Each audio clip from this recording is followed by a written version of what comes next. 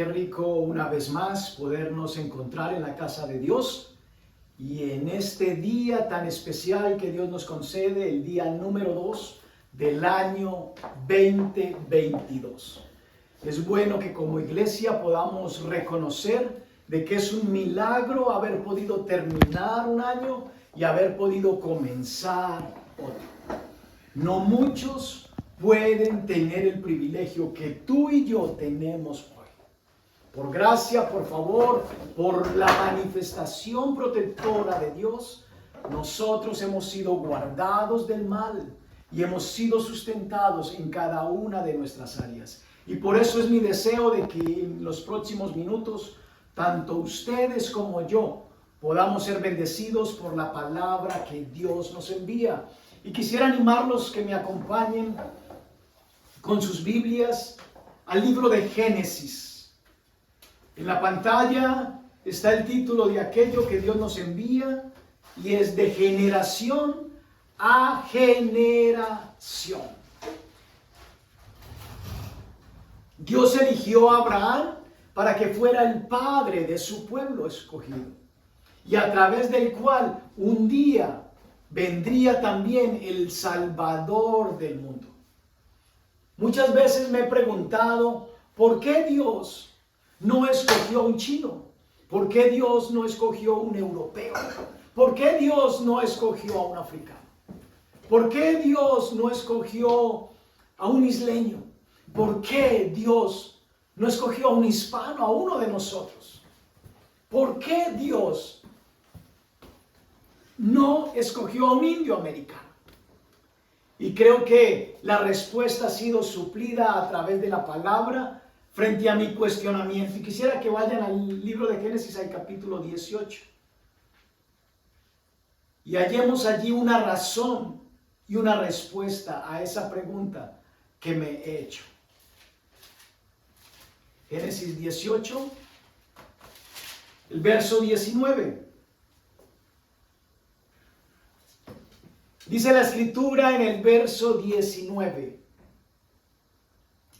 Porque yo sé que mandará a sus hijos y a su casa después de sí, que guarden el camino de Jehová, haciendo justicia y juicio, para que haga venir Jehová sobre Abraham lo que ha hablado acerca de él.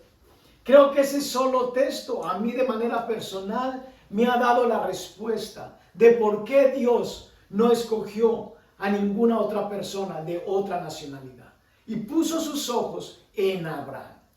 La respuesta es porque el que conoce los corazones de los hombres pudo ver de que Abraham iba a mandar a sus hijos y a su casa después de sí que guardaran el camino de Jehová, haciendo justicia y juicio, para que haga venir Jehová sobre Abraham lo que ha hablado acerca de él. Quisiera que leyéramos el mismo texto en la versión, la Nueva Traducción Viviente. Si pueden colocarlo en la pantalla.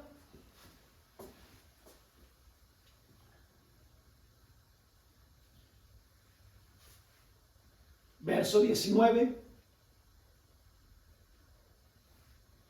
Dice la Nueva Traducción Viviente: yo lo escogí a fin de que él ordene a sus hijos y a sus familias que se mantengan en el camino del Señor, haciendo lo que es correcto y justo. Entonces yo haré para Abraham todo lo que he prometido. De generación a generación es el mensaje que Dios nos envía hoy. Una generación es contada por un periodo de años, ¿verdad? Y el anhelo de Dios es de que cada generación pueda darle una presentación bíblica introductoria a sus descendientes. Dios no está haciendo Biblias cada año como una versión nueva para que caiga del cielo. La misma palabra que le tocó a nuestros antepasados es la misma palabra que nosotros tenemos hoy. Quizás la diferencia que podemos encontrar hoy es de que la tenemos de manera accesible en otros lenguajes que se han acomodado del original al lenguaje o las palabras o expresiones que utilizamos en este tiempo. Pero la esencia del mensaje sigue siendo la misma. Por eso quise leerla en esas dos versiones. La Reina Valera, que es una de las versiones más ceñidas al original, y en esta nueva traducción viviente. Es por eso que la razón por la que Dios escoge a un hombre como Abraham es porque él vio en su corazón lo que él iba a hacer con sus hijos y con sus nietos. Él se iba a encargar de darles instrucción precisa, información que sus hijos y sus nietos pudieran atesorar también en sus corazones. Acompáñenme al libro de Salmos, al capítulo 78,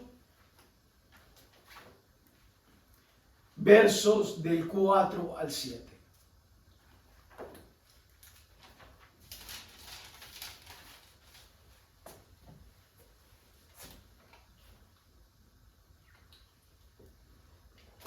Dice el verso 4. No las encubriremos, en otra palabra, no las ocultaremos a sus hijos, contando a la generación venidera las alabanzas de Jehová y su potencia y las maravillas que hizo. Él estableció testimonio en Jacob y puso ley en Israel, la cual mandó a nuestros padres que la notificasen a sus hijos, para que lo sepa la generación venidera, y los hijos que nacerán, y los que se levantarán, lo cuenten a sus hijos, a fin de que pongan en Dios su confianza y no se olviden de las obras de Dios. Creo que como padres, como abuelos, como tutores, tenemos una responsabilidad grande frente a las generaciones venideras. Dios esto no lo dejó como una sugerencia. Dios esta palabra en el libro de Salmos lo dejó como una instrucción precisa que las personas mayores deberían de transmitir a sus hijos y a sus nietos. Creo que nos hemos conformado únicamente con transmitirle a nuestros hijos o nietos información bíblica. Pero si en la información bíblica que les transmitimos, nuestros hijos y nuestros nietos no ven de que en nuestra vida personal hay exaltación y damos gloria a Dios porque Dios se manifiesta de manera real en nuestras vidas, nuestros hijos no van a lograr desarrollar convicciones firmes y una relación profunda con su Creador. Vayamos al libro de Deuteronomio, al capítulo 6, y leámoslo cómo lo estableció Moisés. Vamos a leerlo desde el verso 4 hasta el 7. Dice, oye Israel, allí donde tú lees Israel, puedes colocar tu nombre. Dice, Jehová nuestro Dios, Jehová uno es. Y amarás a Jehová tu Dios de todo tu corazón, de toda tu alma y con todas tus fuerzas. Y estas palabras que yo te mando hoy estarán sobre tu corazón. Y la repetirás a tus hijos y hablarás de ellas estando en tu casa, andando por el camino y al acostarte y cuando te levantes. Vemos en esta escritura de que el anhelo de Dios es que nosotros debemos demostrarle a nuestros hijos y a nuestros nietos una visión del mundo centrada en Dios, pero también saturada de la palabra de Dios. Dice que se la repetiremos y hablaremos de ella estando en la casa y cuando estemos en la calle, al acostarnos y cuando nos levantemos. Si algo desea Dios es de que saturemos primeramente nuestra propia vida nuestros corazones, pero que también saturemos a nuestros hijos y nietos con la instrucción que Dios declaró. Si solamente les transmitimos una información bíblica dominical, no pretendamos de que nuestros hijos puedan llegar a desarrollar convicciones firmes y sólidas con un Dios que no ven. Esta instrucción no fue una sugerencia, fue un mandato para el pueblo que Dios escogió. En donde Dios escogió como líder ¿a quién? A Abraham. Él dijo, va a ser el padre del pueblo que he escogido. ¿Por qué? Porque vio en su corazón que en él podía confiar de que él iba a transmitir información a sus hijos y a sus nietos. Leamos lo que dice el capítulo 11, verso 19 del mismo libro de Deuteronomio.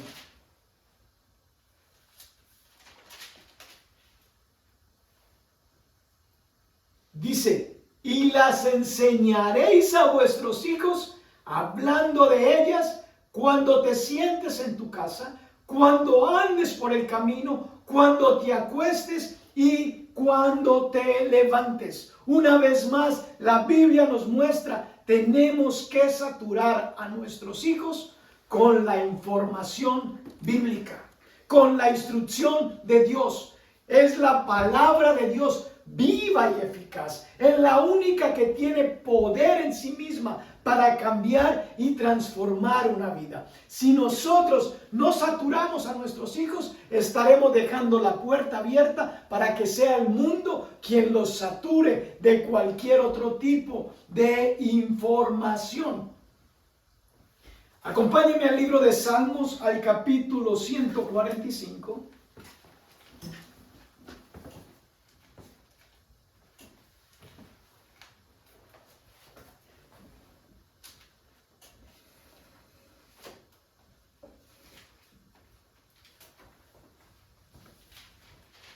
Verso 4, dice, generación a generación celebrará tus obras y anunciará tus poderosos hechos.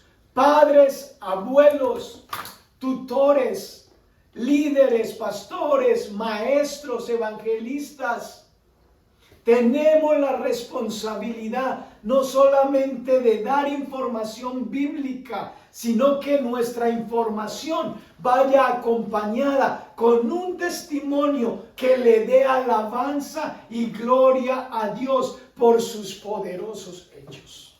Si a nuestros hijos los saturamos con información bíblica, pero ellos en nuestra vida personal, si ellos en nuestros hogares no encuentran evidencia de que Dios, aunque no lo vemos, es real, pero que no hay ninguna manifestación, ni en nuestra vida personal, nada va a suceder.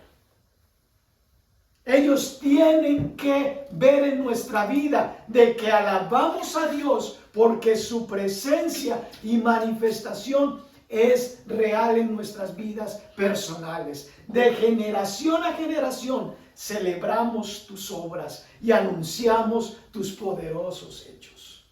Y nuestros hijos tienen que ver que venimos a la iglesia no solamente porque la Biblia da instrucción de que es bueno congregarnos, sino que en la iglesia es la reunión que como pueblo, como familia, nos ponemos de acuerdo para expresar testimonios, para expresar reconocimiento, para declarar de que Dios ha sido bueno, de que ha provisto salud, de que ha provisto provisión, de que nos ha sustentado en todas las cosas.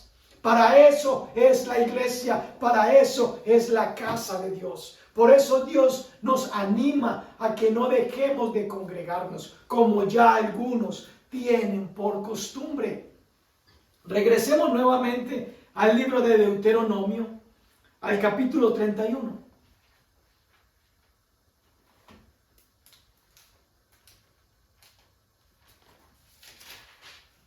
Quiero leer un relato en donde una generación falló en la instrucción a sus hijos.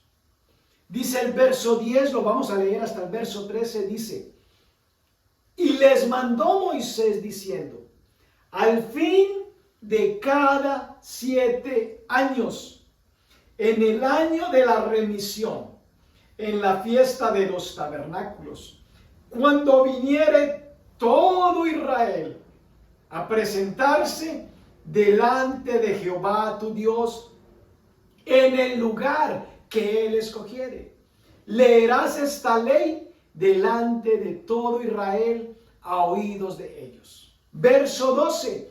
Harás congregar al pueblo varones y mujeres y niños y tus extranjeros que estuvieren en tus ciudades, para que oigan y aprendan y teman a Jehová vuestro Dios y cuiden de cumplir todas las palabras de esta ley.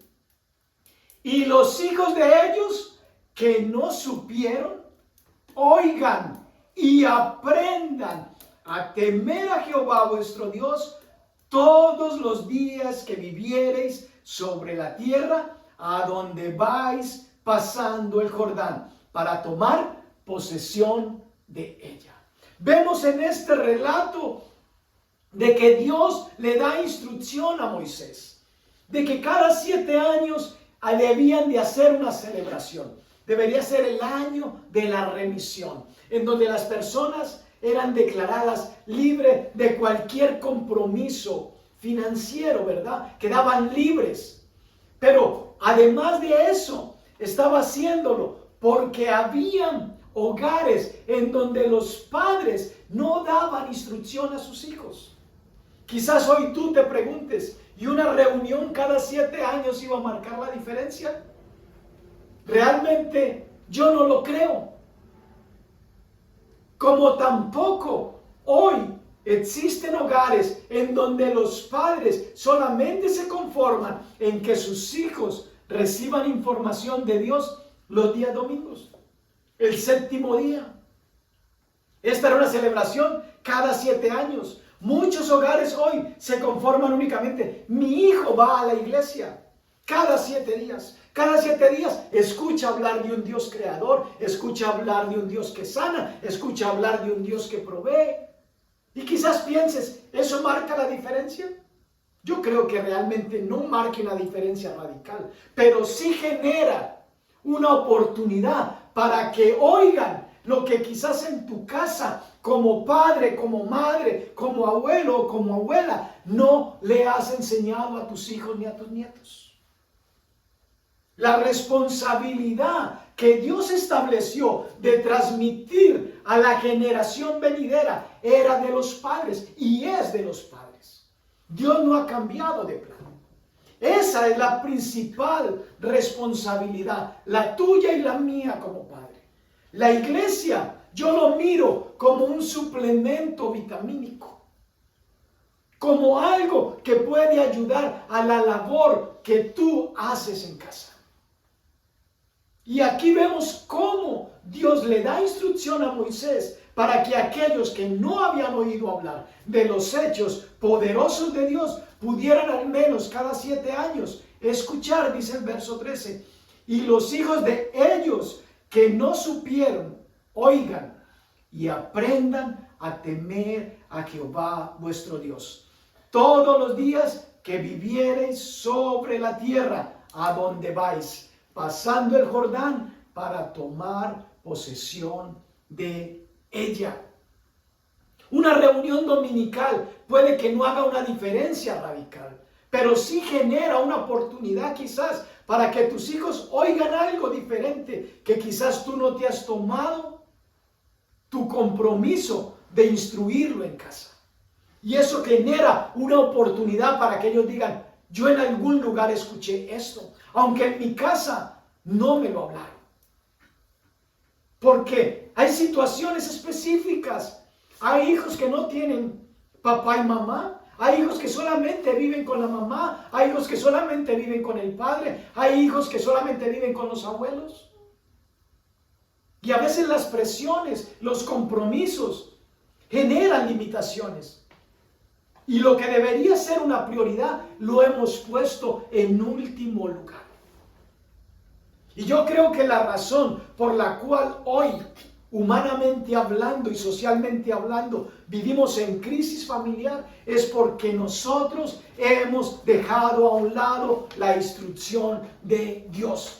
Y no la hemos transmitido como Dios nos lo ha pedido. No es una sugerencia, Dios lo estableció como una orden. Acompáñenme al capítulo 4, al verso 9 del mismo libro.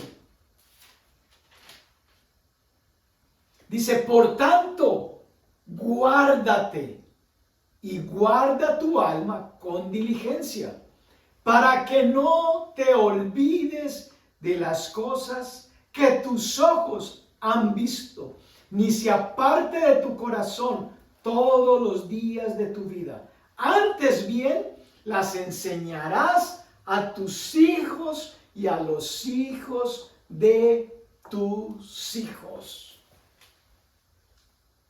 Es responsabilidad nuestra, familia, como padres, como líderes, como maestros, como evangelistas, como te quieras llamar, o el título que tú consideres que Dios te ha dado. Pero ningún título de los que tú quieras usar, ya bien sea pastor, sea maestro, quieras llamarte evangelista, líder de parejas, líder de jóvenes, líder del ministerio de niños, ningún título de esos va a reemplazar el título del linaje que Dios te ha dado a ti como hijo de Dios. Entonces, no saques pecho porque te llamen pastor, no saques pecho porque te dicen evangelista, no saques pecho porque te llaman maestro. Porque si Dios te ha otorgado una responsabilidad como esa, es porque espera de ti y de mí que hagamos un trabajo que lo honre y lo glorifique a Él. Miremos cómo lo enseña el libro de Efesios en el capítulo 4.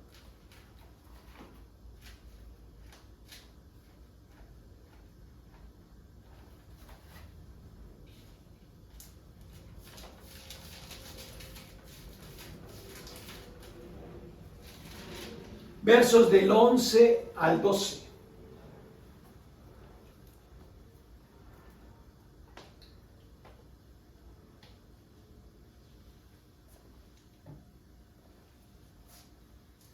Dice, y él mismo constituyó a unos apóstoles, a otros profetas, a otros evangelistas, a otros pastores y maestros, a fin ¿de qué? De perfeccionar a los santos para la obra del ministerio, para la edificación del cuerpo de Cristo. Tremendo. Dios dio esa instrucción, porque Dios, que conoce todas las cosas, quiere que cada uno de nosotros hagamos un trabajo. Quizás tú hoy estás sentado y digas, yo no tengo ninguno de esos dones, o no tengo ninguno de esos talentos, o no tengo ninguna de esas posiciones. Pero dentro de la casa de Dios, Dios nos ha hecho miembros de su cuerpo. Y dice la Escritura de que cada miembro es para que nos ayudemos, ¿qué? Mutuamente. ¿Cuál es el propósito final de la ayuda mutua? De que el cuerpo de Cristo crezca saludable y fuerte. Dice en otras palabras, a fin de perfeccionarnos. Dios quiere perfección en nuestra vida. Cuando hablo de la perfección, no estoy hablando de que no vamos a pecar, no. Estoy hablando de que Dios quiere revelarnos todos esos puntos oscuros en nuestra vida para que podamos cambiar nuestro proceder. Para que a fin de perfeccionar a los santos para la obra del ministerio, para la edificación del cuerpo de Cristo. Quizás tú digas, yo no tengo ningún llamado a ser pastor ni a ser evangelista. Yo lo que quiero ser es una oveja común y corriente. Pero dentro de la casa de Dios, Dios tiene una posición y un trabajo para ti. Por eso te digo, olvídate de los títulos. Dios quiere que cada uno de nosotros como miembros formemos parte de su cuerpo y dentro de su iglesia, que es su empresa, desarrollemos una labor. ¿Para beneficio personal? No, para beneficio del cuerpo de Cristo. Cuando trabajamos enfocados en que el cuerpo de Cristo se desarrolle y se fortalezca, entonces nosotros vamos también a experimentar de manera personal de que Dios nos va a perfeccionar en santidad y amor. Porque la meta final de todo este desarrollo es de que todos lleguemos a la unidad de la fe y del conocimiento del Hijo de Dios, a un varón perfecto, a la medida de la estatura de la plenitud de Cristo. Quizás tú digas, yo no tengo el don de profecía. Esta mañana cantábamos, tengo el poder, tengo la autoridad de profetizarle y de declararle a mi situación para que cambie. Muchas veces, cuando tenemos desconocimiento de la palabra, eso pareciera arrogancia o soberbia. ¿Qué te has creído? ¿Te crees Dios? No me creo Dios. Lo que creo es de que Dios es mi papá. Y como papá, Él ha prometido que Él va a suplir todo lo que me falte. Y dentro de esa provisión, me ha dado su espíritu, me ha dado su poder y me ha dado su palabra. Y por eso puedo profetizar.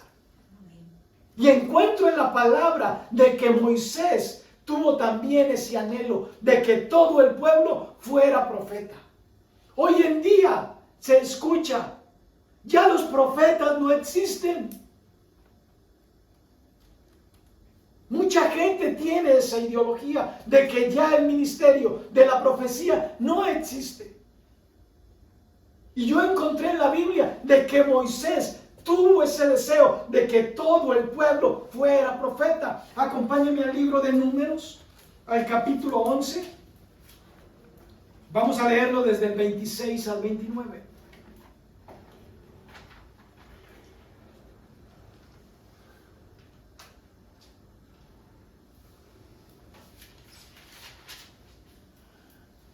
¿Estamos? Dice el verso 26.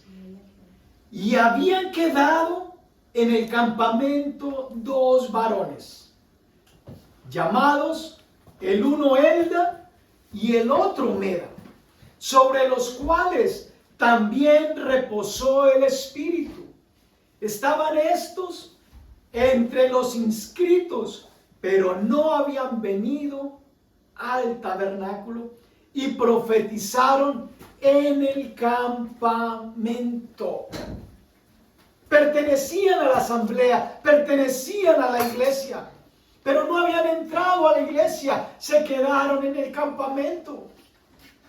Y corrió un joven, de aquellos que no falta, porque los jóvenes son enérgicos, y dicen, yo voy a contarle al líder lo que están haciendo estos dos jóvenes afuera. Me llama la atención que la Biblia hace énfasis y dice que eran dos varones llamados uno Elda y el otro Meda, sobre los cuales también reposó el Espíritu. Y profetizaron en el campamento, y corrió un joven y dio aviso a Moisés y dijo, Elda y Meda profetizan en el campamento.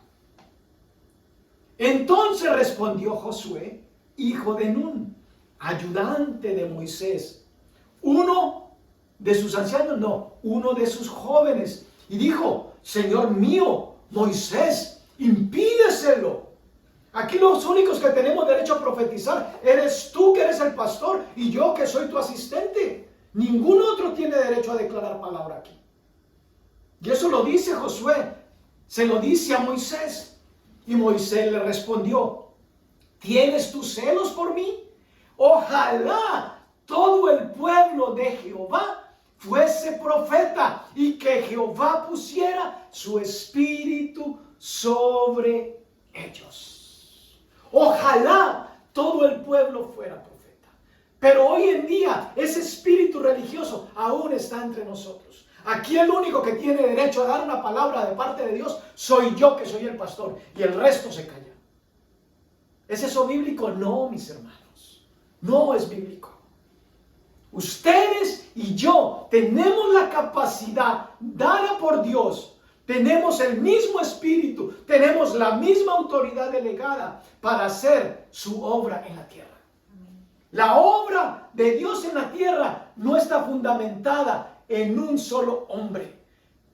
Si es cierto que Cristo es la roca y es nuestro fundamento y Él es el unigénito, pero no está fundamentada en ninguno de nosotros. Nosotros un día estamos aquí y mañana pasaremos. Y es mi anhelo que como iglesia joven, gran parte del consejo que hoy estamos recibiendo es medicina preventiva. Porque aún no hemos tenido oportunidad como iglesia joven de ver a nuestros jóvenes crecer y madurar, servir y trabajar en la obra de Dios. Pero es mi anhelo como visión de que eso suceda en esta congregación. Hoy lo escuchamos como medicina preventiva. Hoy lo escuchamos como una teoría. Pero yo bendigo a Dios por los ejemplos que me permite ver en otras congregaciones, en otros ministerios, en otros siervos de Dios, en donde ellos han fundamentado, han sido usados por Dios para levantar algo y Dios, después de que ellos pasan de esta tierra, sus hijos continúan. Y si ellos lo han podido hacer, nosotros también lo podemos hacer porque es el diseño de Dios. Esto no es un negocio de familia, mis hermanos. La iglesia no es un negocio de familia como muchos llaman. Pero sí tenemos que reconocer y entender de que somos la familia de Dios. Y por eso la iglesia pasa de una generación a otra. Yo no quiero que este ministerio sea un ministerio de viejitos. Yo voy camino a la vejez. Pero yo bendigo a Dios aún por esos niños que muchas veces nos sentimos incomodados por ellos, porque lloran, porque gritan, porque patalean, porque se atraviesan en la filmación, porque se mueven. Pero Dios tiene un plan para con cada uno de ellos. Esos niños deben de ser la próxima generación de hombres, mujeres que se levanten proclamando y contando y alabando a Dios por sus hechos. Y ellos deben de transmitirle lo mismo a sus hijos y a sus nietos. Yo oro para que Dios continúe añadiendo gente joven, porque todos somos vitales dentro del cuerpo de Cristo. A ninguno de nosotros Dios nos ha desechado, ni por feos, ni por altos, ni por bajitos, ni por viejos, ni por jóvenes, ni por niños. Aún no nos ha desechado ni porque hemos sido infieles, porque todos tenemos lugar y participación en la obra de Dios. Mira cómo lo dice el libro de Hechos conforme a este deseo de Moisés. Acompáñame a Hechos capítulo 2.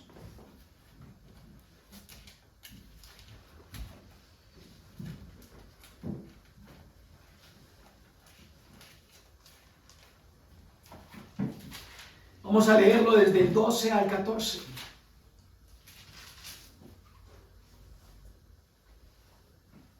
¿Cuál era el anhelo de Moisés? ¿Cuál fue la respuesta que le dijo a Josué? ¿Tienes tu celo por mí? Ojalá todo el pueblo aquí fuese profeta.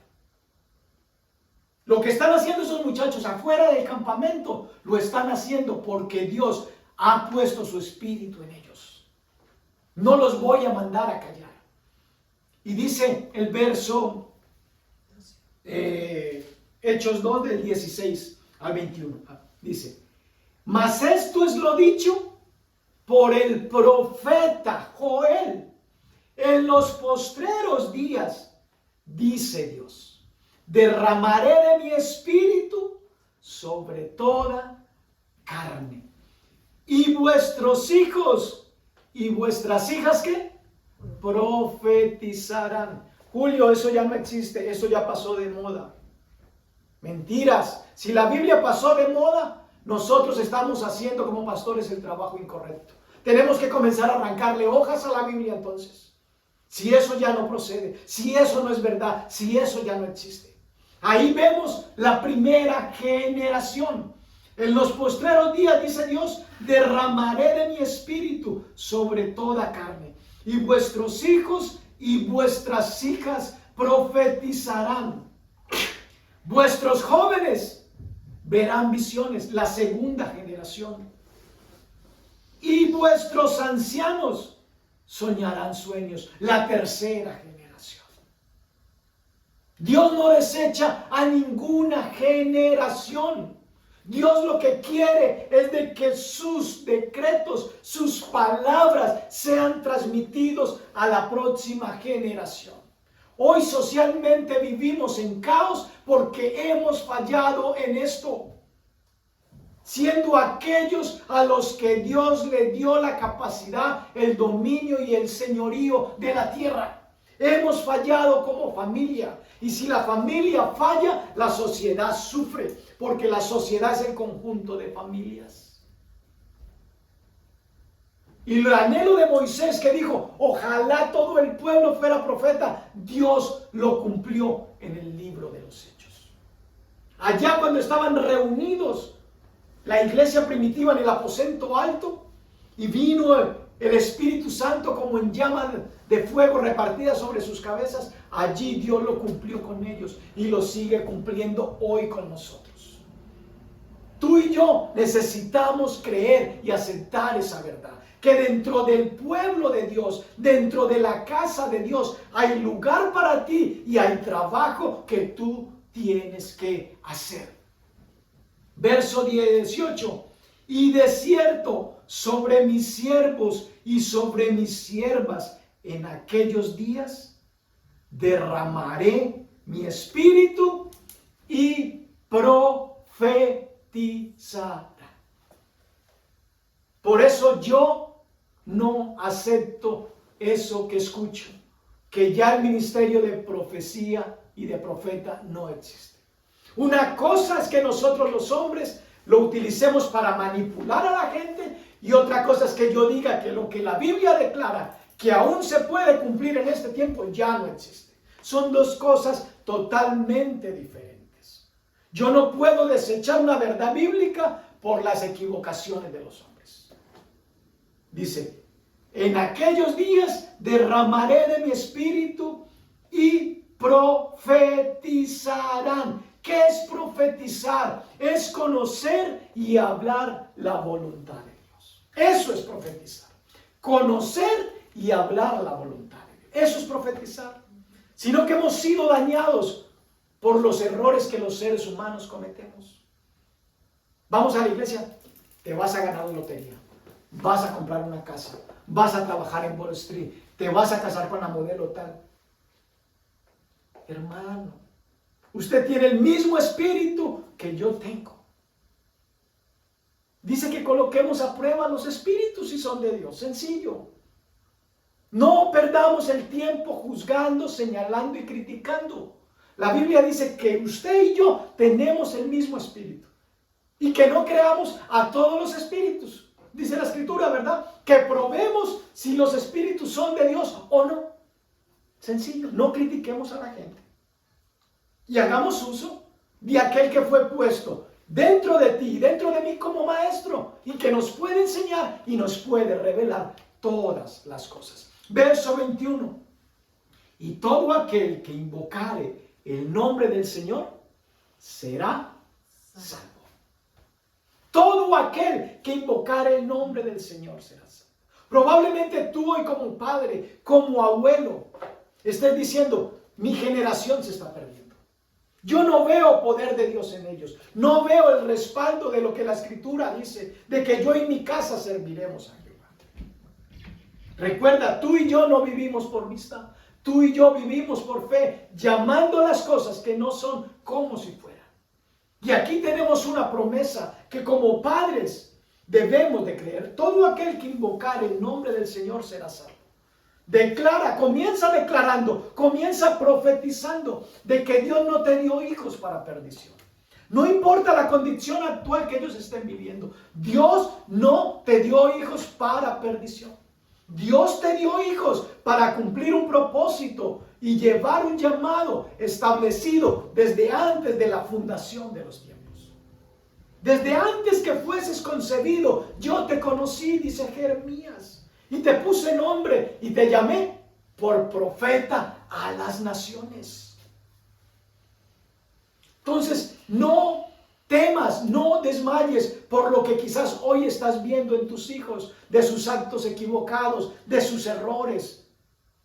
Porque mientras vivan hay esperanza. Tienes que retomar el compromiso y la responsabilidad de comenzar a hacer lo que Dios determinó que como pueblo teníamos que hacer y transmitirle a la generación venidera. Acompáñenme a Primera de Juan, al capítulo 2.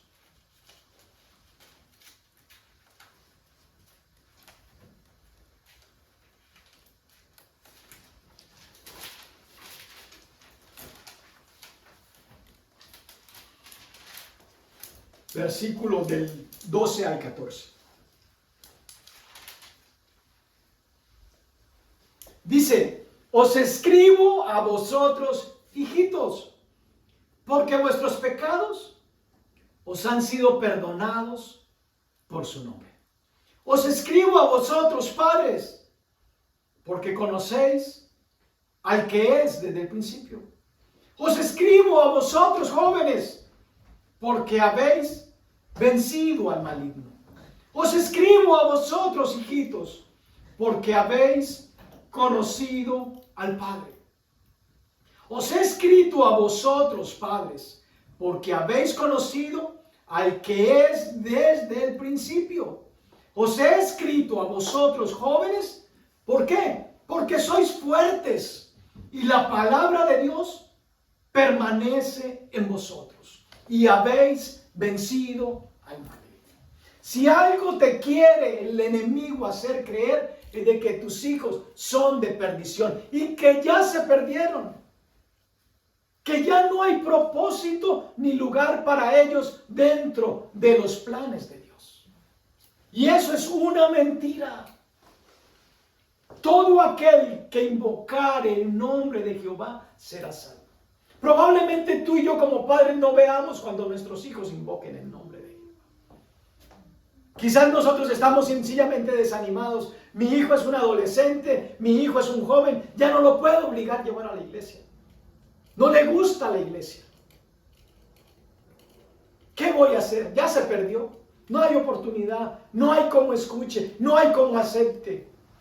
Cuando le hablo de Dios se enoja, me reprocha, me critica, me dice viejo, anticuado, háblame de otra cosa. Pero tú y yo no vivimos por vista, vivimos por fe. Y si Dios dijo que tú y tu casa servirían a Jehová, tú y yo entonces tenemos una labor que hacer.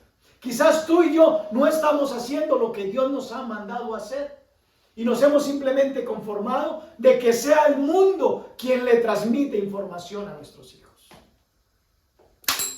Por eso decía que nosotros tenemos que hablarle en la mañana, en la tarde y en la noche. Tenemos que saturar a nuestros hijos de palabra. Tus hijos no se cansan si tienen un teléfono prendido en las manos 24 horas al día. ¿Y de qué se están saturando? De la información que las redes sociales les dan. O sea que no se trata de que no voy a saturar a mi hijo para que no se incomode. Porque de saturación ya están saturados. Lo que están es saturados de la información incorrecta, porque tú y yo no hemos asumido la responsabilidad que Dios declaró. No, mi hijo se va a ofender, mi hijo se va a enojar, mi hijo me hace mala cara. Te va a ofender y te va a hacer mala cara, así tú no le hables de Dios. Entonces, si va a seguir haciéndote mala cara, que te la haga porque le hablas la palabra de Dios. Porque en algún momento de su vida, él tendrá otra opción de dónde echar mano. En el momento más crítico, quizás, él levante sus ojos al cielo y diga, lo que me decía esa vieja de mi mamá, lo que me decía el viejo de mi papá, yo lo voy a poner a prueba. Invocarán el nombre del Señor y Dios que les va a conceder salvación. Pero el problema es que tú y yo no somos perseverantes en la instrucción que Dios nos manda. Y nos conformamos con que vaya el domingo a la iglesia, o con que escuche enlace, o con que vea la prédica del pastor de moda en televisión. Ya es suficiente. No, mi hermano. De día y de noche, en la casa, al sentarte, al levantarte, cuando estés por el camino, tenemos que ser nosotros lo que les demos a nuestros hijos, una visión del mundo centrada en Dios y saturarlos de la palabra. Tenemos que comenzar a retomar esa responsabilidad. Mira lo que dice la segunda epístola de Juan, en el mismo capítulo 1, verso 4.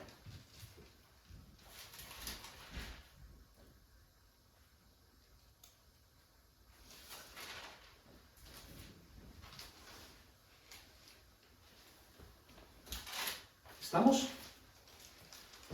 Dice, mucho me regocijé porque he hallado a algunos de tus hijos andando en la verdad, conforme al mandamiento que recibimos del Padre. Mucho, dice Juan, me regocijé porque encontré a algunos, no estaban todos, de tus hijos. No estaban escuchando. ¿Estaban qué? Andando, practicando, obedeciendo, haciendo. Hoy en día como padres decimos, ya es suficiente. Ya con el sermón del pastor que se pasó de tiempo hoy, debería predicar 45 minutos y predicó hora y media. Ya es suficiente. Mi hijo ya hijo, ya, tenga el Nintendo, vaya mi hijo, vaya, disípese, distráigase un poquito porque lo saturamos hoy de palabra de Dios. Vaya, haga lo que usted está acostumbrado a hacer con sus amigos. Vaya a janguear, que el próximo domingo volvemos a la iglesia. ¿Me acompañas? Sí. Ay, ya, mi hijo me dijo que el próximo domingo va a ir a la iglesia otra vez conmigo. Ya. No se trata de que tu hijo venga y escuche únicamente. Se trata de que tu hijo escuche y ande en la palabra. Así dijo Juan, me alegré porque he hallado a algunos de tus hijos andando en la verdad, conforme al mandamiento que recibimos del Padre. Mira cómo lo dice la tercera de Juan, en el capítulo 1, verso 4. No tengo yo mayor gozo que el oír que mis hijos van a la iglesia y escuchan la prédica, que la ponen en el carro, la escuchan y ya cumplieron. No. El mayor gozo que siente nuestro Padre Celestial es ver que sus hijos andan en la verdad.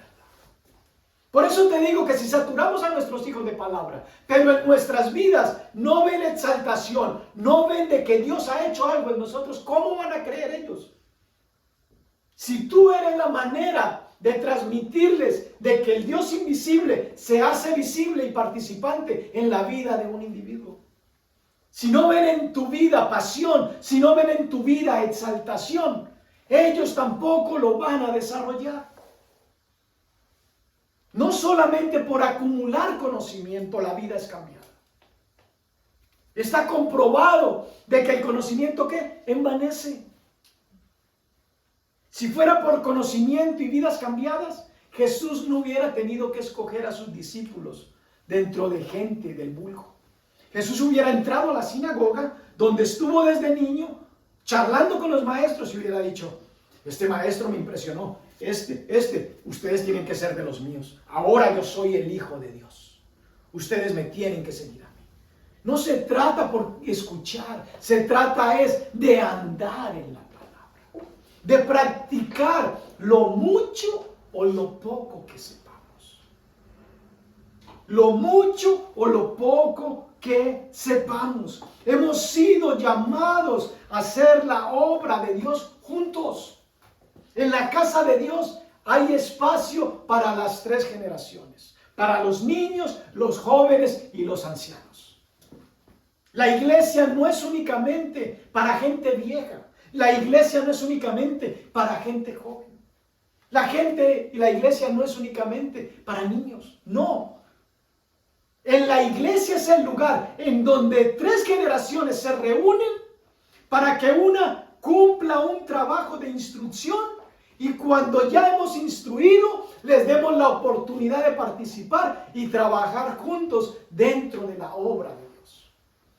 Yo bendigo a Dios porque aquí la gente joven se involucra en las pocas responsabilidades o asignaciones que les vamos dando.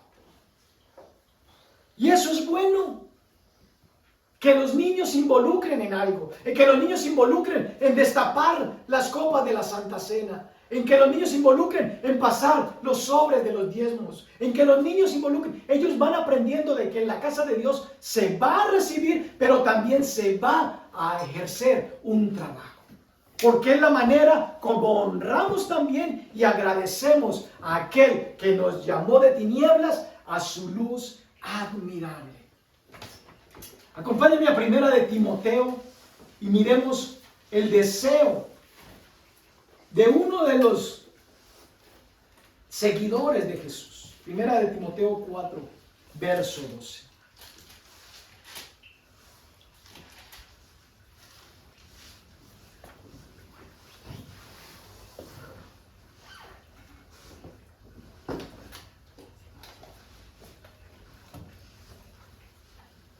Y aunque fue el deseo de Pablo frente a su discípulo Timoteo, creo que también es el deseo del corazón de Dios, porque acabamos de leer en Juan de que no tengo yo mayor gozo que el oír. Y Dios no solamente oye, Dios también ve, el ver que mis hijos andan en la verdad, que mis hijos practican la instrucción que les doy. Dice este consejo de 1 de Timoteo 4:12: ninguno tenga en poco ¿qué? Tu juventud, sino sé ejemplo de los creyentes en palabra, conducta, amor, espíritu, fe y pureza. Iglesia, es nuestro deber instruir en casa como padres, como abuelos, a nuestros niños, a nuestros jóvenes, a nuestros nietos. Pero es nuestro deber también como iglesia, como cuerpo de Cristo, enseñarles de que la santidad no es una postura externa. La santidad es un estilo de vida radical que no nace de seguir una cantidad de preceptos y mandatos. Nace de tener una relación estrecha con un Padre bueno y misericordioso. Allí es donde nace la verdadera santidad. Allí es cuando yo me convenzo de que ningún pecado se enseñoreará de mí, porque Dios es mi fuerza, porque Dios es mi aliento, porque Él es mi pronto auxilio en las tribulaciones. Y Pablo le decía a su discípulo: nadie te menosprecie, aunque el menosprecio lo vas a sufrir, porque no encajarás en muchos grupos sociales. Nadie te menosprecie. En otras palabras, cuando te rechacen, cuando te desprecien, mantente firme, siendo ejemplo de los creyentes en palabra, conducta, amor, espíritu, fe y pureza. Dígame si eso no encierra santidad. Lo que Pablo le estaba animando a Timoteo: mantente firme en tus convicciones, no cedas. Vas a sufrir persecución, no cedas. Yo estoy contigo, dice Jesús. No te dejaré, no te abandonaré. Leamos lo que dice el libro de Hechos en el capítulo 2.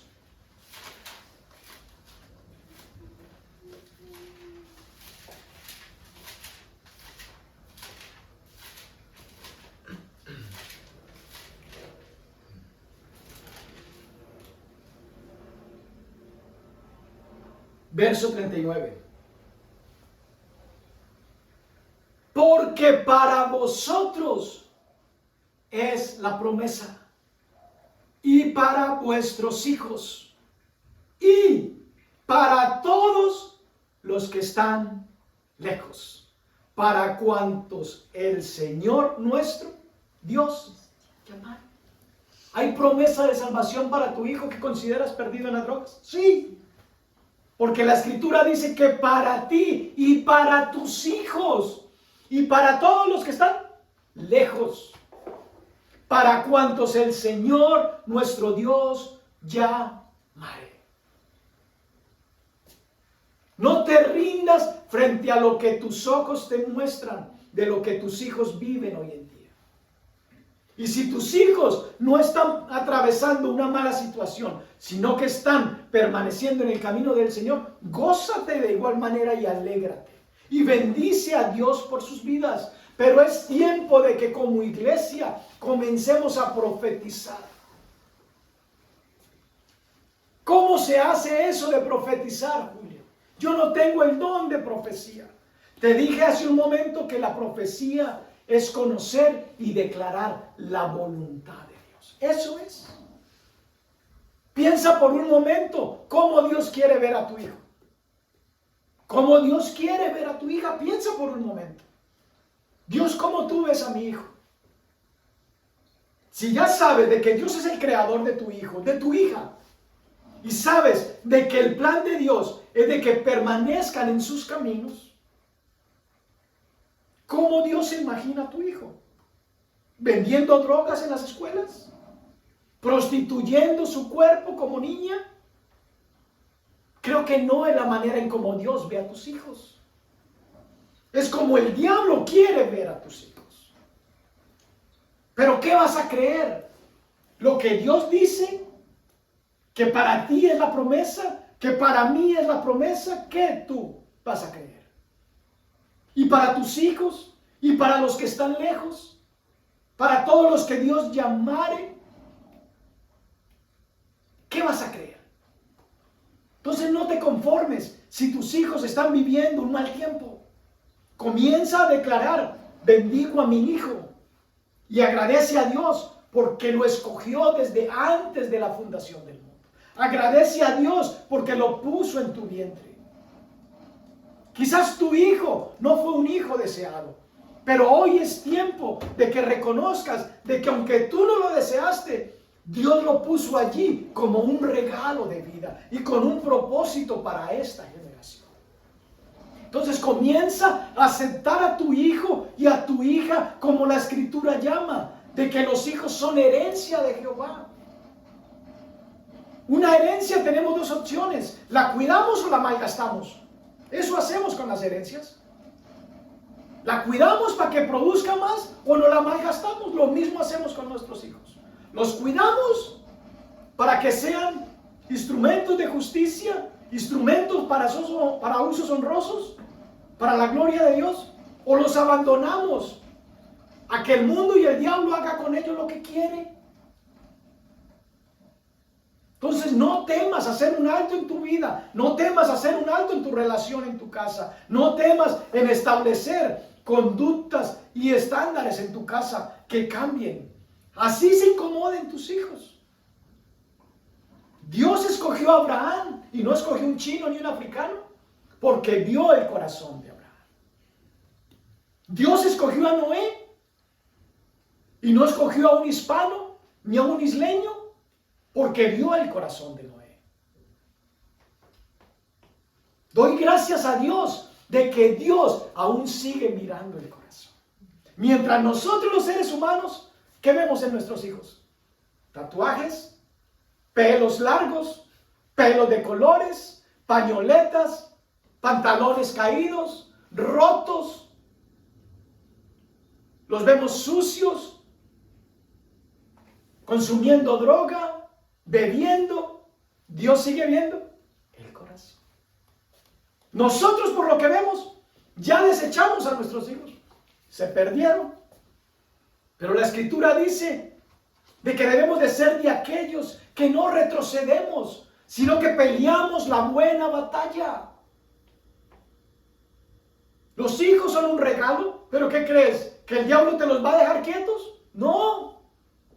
El diablo quiere tu destrucción personal, mi destrucción personal y la de tus hijos también.